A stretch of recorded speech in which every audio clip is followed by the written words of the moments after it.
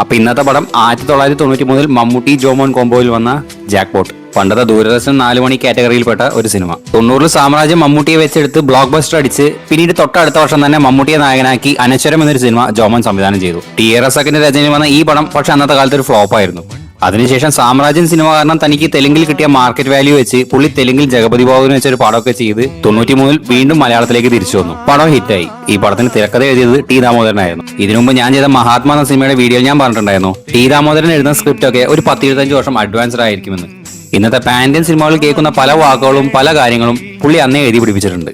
ഒരു റേസ് ജോക്കിയുടെ കഥ പറഞ്ഞ ജാക്ക്പോട്ട് സിനിമയ്ക്ക് വേണ്ടി പുള്ളി നടത്തിയ റിസർച്ച് ഈ സിനിമയിൽ കാണാനും ഉണ്ട്. ഡയറക്ടർ ജോമോന് അനശ്വരം സിനിമയുടെ ഹാങ് ഓവർ മാറാത്തത് കൊണ്ടാണോ എന്തോന്ന് അറിയില്ല, ഈ പടത്തിലും കുറെ ആംഗ്ലോ ഇന്ത്യൻ ക്യാരക്ടേഴ്സ് ഉണ്ട്.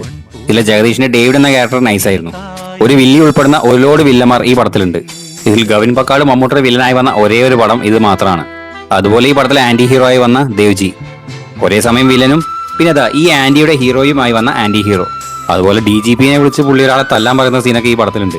ഈ പടത്തിന്റെ ക്യാമറ വർക്കൊക്കെ അടിപൊളിയായിരുന്നു. ഒരു റേസ് സീൻ പുറമേന്ന് കാണിക്കാതെ ട്രാക്കിനുള്ളിൽ വെച്ച് തന്നെ ഈ പടത്തിൽ കാണിച്ചിട്ടുണ്ട്. ഈ പടത്തിന്റെ മ്യൂസിക് ചെയ്തിരിക്കുന്ന ഇളയരാജയാണ്. ഇതിലെ താഴ്വാരം എന്ന സോങ് ഒഴികെ ബാക്കി സോങ്ങുകൾ എനിക്ക് അത്ര ഇംപ്രസീവായി തോന്നിയില്ല. പക്ഷേ BGM അടിപൊളിയായിരുന്നു പടത്തിന്റെ. സോ ഈ സിനിമയെ കുറിച്ച് നിങ്ങളുടെ അഭിപ്രായം എന്താണെന്ന് താഴെ വന്ന് കമന്റ് ചെയ്യുക. അല്ലാത്തവർ യൂട്യൂബിൽ ഈ സിനിമ കണ്ട് പോകുന്ന വഴിക്ക് ഇവിടെ നിന്ന് വന്ന് കയറിയിട്ട് പോവുക, അഭിപ്രായം കമന്റ് ചെയ്യുക, പിന്നെ ഈ ചാനൽ ഒന്ന് ഫോളോ ചെയ്യുക. താങ്ക്